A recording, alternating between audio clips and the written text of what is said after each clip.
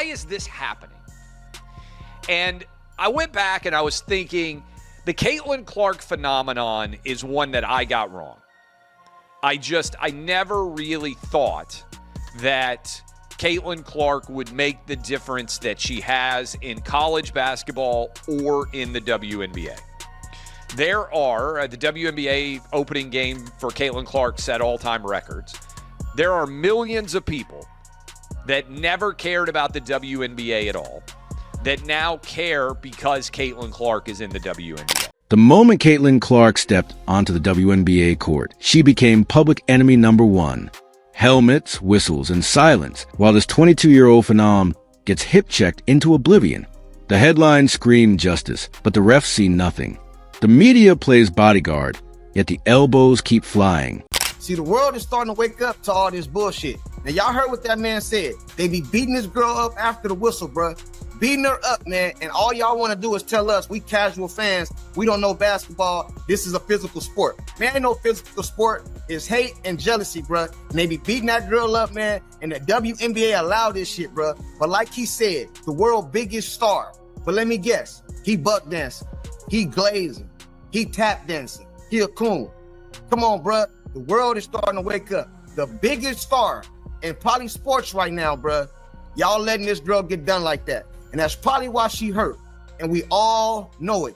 What's really happened behind the scenes isn't just dirty play. It's a calculated takedown. And tonight, we're connecting the dots the league doesn't want you to see. Before we dive into the tape, smash that like button if you believe athletes deserve protection, not target practice. Caitlin Clark didn't just break records. She exploded the WNBA's entire business model. Sold out arenas, tripled ticket prices, millions of new fans who'd never watched a women's game. But instead of rolling out the red carpet, veterans treated her like a trespasser. I can relate to that young lady. I know what it's like to be hated. I know what it's like to be a black woman and hated because of my skin color. Yeah. I can't imagine this young lady, I don't want to use hate, but despise. And people just having, she brought some on herself a little bit because she's cocky for a good reason. Mm-hmm. Confident. And I love that about her. But to watch the dynamics and the media, they had their narrative. And I was pleased and proud to see the narrative wasn't true. Right. And Angel. The proof is in the footage. Forearm shivers disguised as rebounds, intentional trips labeled physicality, and a referee code of silence that's more mafia than NBA. When Clark drove for a layup against Phoenix, the Mercury's defender didn't go for the ball. She went for collarbone. And the ref, 3 feet away, staring close at it. No call. Here's where it gets twisted. ESPN analysts morph into Clark's PR team after she's already floor burned. They'll write think pieces about disrespect. Referees ain't gonna do it. Somebody got to do something, right? But let's head on over to X right now. Pull up this footage, man. Shout out to the homeboy Mike. Obviously being fouled. Right in the first quarter, Caitlin Clark obviously being fouled. The refs don't call it. And it's crazy because let me go back there, because the referee's literally right there. Like, bro, you're right there. Yet stay mysteriously mute during live broadcasts when elbows fly. Contrast that with Michael Jordan's era, when MJ got decked, whistles screamed, free throws piled up. Today, Clark gets WWE treatment, while broadcasters suddenly develop selective blindness. And the headlines? Pure hypocrisy. Justice for Caitlin, screams the same outlets that called her overhyped 6 months ago. Why the flip? Deadly silence gets less clicks than viral victimhood. Hype and all the videos that everyone on social media has me watching. A lot of clips from the WNBA right now too. And it's absolutely crazy to me to see the types of fouls and the lack of calls that are having on them from these refs that the players are doing. They're just straight hacking each other. And like, we wouldn't even allow that like at our kids' games that we go to watch, let alone in the NBA. And it's just wild to me that you have somebody that took stadiums which only had like 7,000 people in them to attend live games to completely packed and tripling the ticket prices. Let's name the elephant. Resentment. Clark's stats are a gut punch to veterans. Rookie season, already top 5 in assists. Scoring records shattered while legends watch. Angel Reese's side-eye during fouls isn't competition, it's contempt. And the league's response? A shrug, When Phoenix's Sophie Cunningham clotheslined Clark, the WNBA fined her less than the price of a courtside ticket. Meanwhile, imagine the nuclear fallout if a male rookie like Cooper Flagg, Dallas's new star, got tackled mid-dunk. The double standard is louder than a buzzer beater. They need to start finding these women, bruh. Finding them, suspending them, and make an example out of somebody, bruh. We ain't gonna tolerate this shit, homie. We not gonna be tolerating this shit right here. What's that guy's name that's getting ready to come to the NBA? The white dude? I can't think of his name right now. The rookie that's going to Dallas. I guarantee you, man, they is not gonna be letting that dude get treated like Caitlin Clark, bruh. And all the men in the WNBA ain't gonna be jealous and shit neither, bruh. We know what we see, bruh. The problem is this, man. A lot of people don't like Caitlin Clark, bro. They just hate the girl so much, man, that they just can't even when the truth is staring them in their face, they chose to go the other way, bruh. Now that's what you call hate. The officiating isn't just bad. It's suspicious. Slow motion replays show refs tracking Clark's movements, then looking away as contact happens. Against Chicago, a shoulder check sent Clark airborne. Ref's eyes locked on the play. Result, inbound pass. No foul. This isn't incompetence, it's complicity. Insiders whisper about letting the game get physical to humble the new star. But with all that being said, you know, the WNBA referees has been having issues with getting these calls right when it comes to Caitlin Clark and the Fever, bruh. And I'm telling you, we have another case of that. And shout out to all the fans that, you know, put these TikToks together, put these videos together, kind of, you know, breaking down everything that has happened with the WNBA referees, because we have another game and we have another situation where WNBA referees fail to make the right calls against Caitlin Clark and the Fever. But then people want to get mad when Sophie Cunningham pretty much did what she did. But here's the kicker. When Clark commits a common foul, whistles blast like air raids. The agenda is transparent. Normalize the brutality. Christy Sides isn't just failing Caitlin Clark. She's architecting a basketball crime scene, where the league's brightest star is a sacrifice of the altar of outdated coaching dogma. While rivals deploy military-grade defensive schemes against Clark, Side's playbook resembles a deserted island survival manual, with Clark cast as the lone castaway. You gotta put it in perspective, right? These girls have been grinding to grow the game of basketball in the WNBA. They've been grinding to grow the sport to the world, the viewerships. They've been grinding for all of this. And then you have this girl that comes along from college and is an instant change. She's handed pretty much being the face of the league. There's going to be girls that are offended by that. And there's going to be girls that think she's got to earn it and she doesn't deserve this early. She's handled it great. I think she's performed last year. She's performing again this year. I think she's the rightful face. The evidence isn't merely in the stat sheets. It's in the chilling game footage that reveals a pattern of tactical abandonment. The triple team trap. Watch any Fever offensive possession. Clark initiates the play, while three defenders swarm her like piranhas. Meanwhile, Aaliyah Boston sets weak screens that wouldn't stop a shopping cart. Kelsey Mitchell drifts to the perimeter instead of cutting to relieve pressure. The result? Clark forced into impossible cross-court passes that become turnover highlights. This isn't basketball strategy. It's institutional neglect. The Caitlin Clark effect continues to go wild. We are witnessing a cultural force that has not been seen since Tiger Woods. Let's talk about the effect her teammate has gotten over the last couple weeks. Sophie Cunningham defended her Fever teammate last week in a scuffle against the Mercury, in response to what many people would consider a bit more hazing than usual for Caitlin Clark over the last year and a half.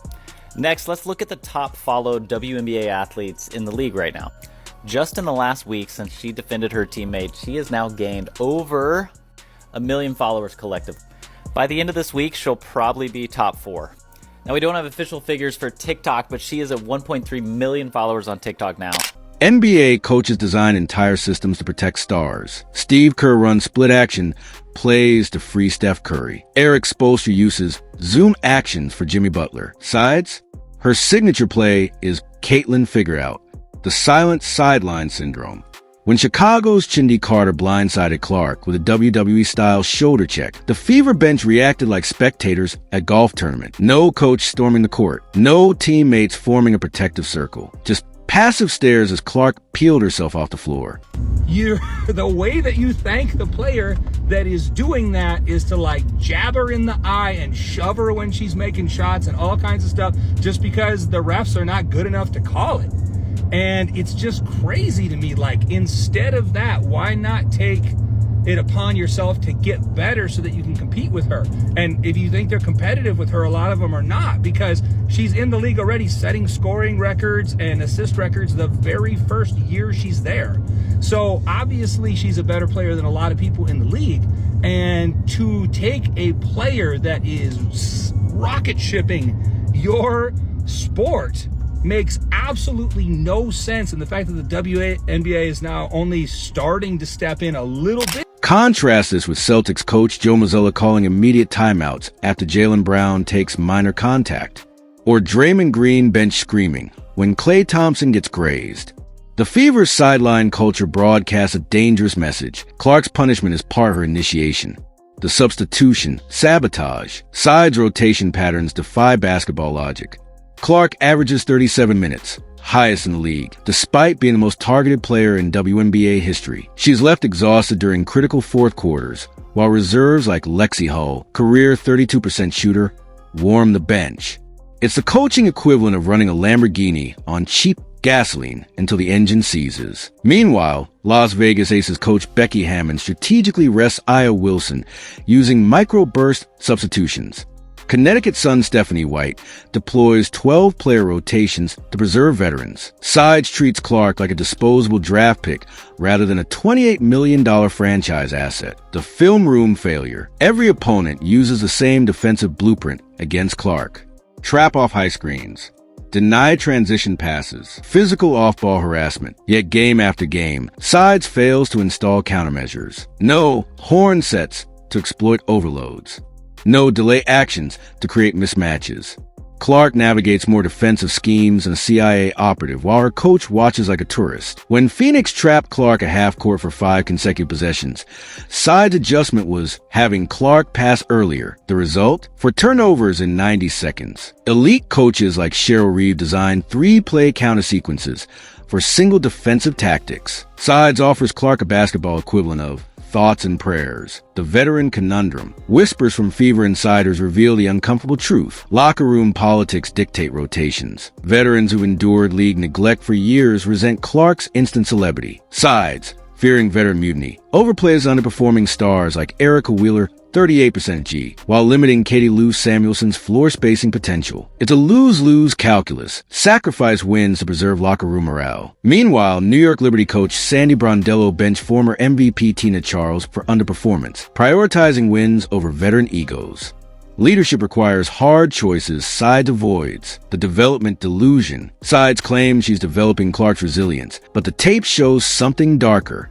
Against Seattle, Clark took 11 direct hits driving to the rim with 0 foul calls. Instead of using timeouts to lobby officials, Sides diagrammed more drives. It's like sending a soldier into minefields to toughen them up. When Clark suffered a spinal contusion after being undercut against LA, Sides told media she needs to adjust the physicality. Compare this to Greg Popovich pulling Victor Wembanyama after minor collisions. True player development balances challenge with protection, something Sides fundamentally misunderstands. The media misdirection. Post-game pressers reveal Sides' deflection playbook. We're building something special after 20-point losses. Caitlin needs film study after opponents use new traps. It's a process after identical mistakes for 12 games. These are coaching euphemisms for I have no solutions. When reporters asked about Clark's league-leading 5.2 turnovers, Sides blamed youth, ignoring that Indiana's offensive system ranks dead last in off-ball movement. Meanwhile, Chicago Sky coach Teresa Weatherspoon publicly detailed exactly how she fixed Angel Reese's shooting mechanics in 3 weeks. Accountability starts at the top. The historical context. Sides' failure echoes worst coaching blunders in sports history. David Blatt misusing young LeBron James. Adam Gase wasting Jets QB Sam Darnold. Luke Walton stunting Kings De'Aaron Fox. The common thread? Coaches forcing square pegs into round holes to validate outdated systems. Clark's 30% usage rate in non-advantage situations isn't player development, it's basketball malpractice. Every second Clark spends fighting triple teams is stolen development time. She could use mastering pick-and-roll reads or defensive rotations. The path forward. Fixing this requires radical actions Indiana avoids. Hire an offensive coordinator. Sides' background is defense. Acquire screen setting specialists. Current bigs rank 11th in screen assists. Bench underperforming veterans. Send message at production tenure. Institute load management. Clark's 37 MPG is unsustainable. Leverage Clark as decoy. User gravity to open shots for others. Until these changes happen, Christy Sides isn't coaching Caitlin Clark. She's presiding over the systematic erosion of a generational talent. The bruises on Clark's body aren't badges of honor. They're indictments of a broken system that mistakes suffering for growth. The greatest tragedy isn't the lost games. It's watching basketball history being written in real time while the person holding the pen doesn't understand the language. Agree the Fever need coaching changes? Smash the like button. Subscribe for uncensored sports analysis YouTube doesn't want you to hear. Caitlin Clark isn't just drawing crowds. She's rewriting the WNBA's economic playbook. While league executives publicly condemn physical play, internal metrics reveal a chilling truth. Clark's struggles are the engine powering their financial revolution. This isn't incompetence. It's a calculated monetization strategy where controversy converts to cash. The jersey paradox. Clark's number 22 jersey outsells the entire league combined, a 637% spike from 2023. Yet the WNBA takes no concrete steps to shield her. Why? Data shows every viral Clark fouled clip triggers 48-hour merchandise sales surges, plus 214% average, 500K plus new social followers across league accounts. Sponsorship inquiries jumping 80%. When Phoenix's Diana Taurasi hip-checked Clark into scorer's table, WNBAstore.com crashed from traffic within 90 minutes. League officials privately call this the controversy conversion rate, and Clark's bruises are their most reliable growth metric. Broadcast bonanza. Consider these viewership anomalies. Fever versus Sky. Carter shoulder check game, 2.3M viewers, highest non-finals rating in 23 years. Next Fever game, no incidents, 893K viewers. Following game, Clark bloodied by screen, 1.9M viewers. Ad rates tell the story. $12,500 per 30-second spot during routine games versus $46,000 when Clark faces physical defense. Networks explicitly request camera angles highlighting Clark's reactions after hard fouls. The message from broadcast partners? Conflict equals cash. Social media alchemy. The league's engagement playbook is surgical. Allow hard foul, no whistle. Let outrage build for 2 hours. Post-condemnation, tweet. Release Clark highlight reel. This sequence generated 11M interactions after Reese/Clark incident. 280% more follower growth versus positive posts. $2.1 million in estimated earned media. Even Clark's black eye became an unintentional profit center. ESPN's thumbnail with that image attracted 19% more clicks than their finals coverage. Sponsor schizophrenia. Corporate partners play both sides. State Farm runs Respect the Game. PSAs featuring Clark. Nike simultaneously releases physical edition Fever merch. Google Pixel's unfiltered campaign uses Clark's foul reactions. Insiders confirm sponsors pay 40% premiums for Clark-adjacent inventory. The unspoken agreement? Keep her in headlines by any means necessary. The liability loophole. Unlike NBA megastars, Clark's rookie contract contains no injury protection clauses. If her career ends from an unchecked foul, Fever owed just $76,535 termination fee. League avoids $28 million in potential liability. Insurance payouts cover revenue loss. This explains why Commissioner Kathy Engelbert fast-tracked expansion fees, $50 million per team, over player safety reforms. Short-term revenue outweighs long-term risk.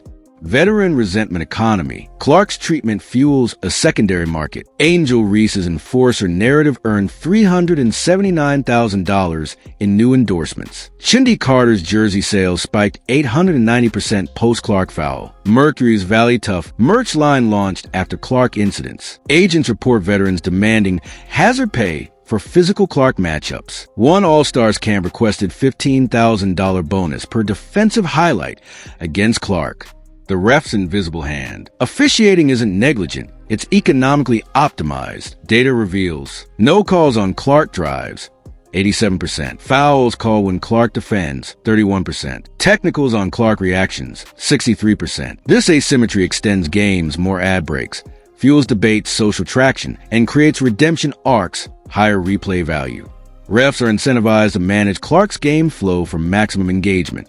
Youth exploitation pipeline. The league monetizes Clark's suffering beyond the court. $125 toughness clinics taught by players who fouled her. Next, Caitlin, reality show scouting physical prospects. Video game trailers featuring Clark collision physics. Every time Clark hits the floor, it validates the WNBA's new brand identity. Entertainment-first basketball, the global gambit. International markets prove the formula. Clark foul compilations equals #1 sports content on Douyin, China. Fever games attract 4x more bets than other WNBA matchups. Clark prop bets, e.g., foul suffered, drive 22% a handle. Sportsbooks now lobby for Clark-centric scheduling. Their peak traffic aligns with her most physical matchups.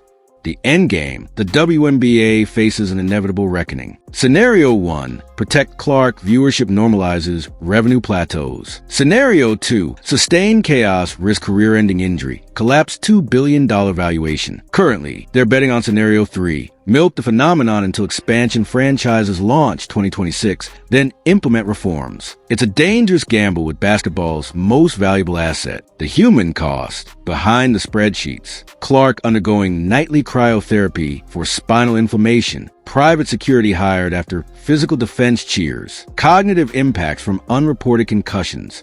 The league's $200 million revenue surge this season carries an unacknowledged price tag, the systematic breakdown of a 22-year-old who dared to revolutionize the game. Where are Clark's teammates? Mostly MIA. Aaliyah Boston's passive screens. Kelsey Mitchell's lack of defensive help. Only Sophie Cunningham, a rival, ironically, publicly defended her. The unspoken code? Don't rally around the rookie who hasn't paid dues. Even legends like Diana Taurasi stay conspicuously quiet. Compare this to the NBA's Brotherhood. When Giannis got undercut, entire teams mobilized.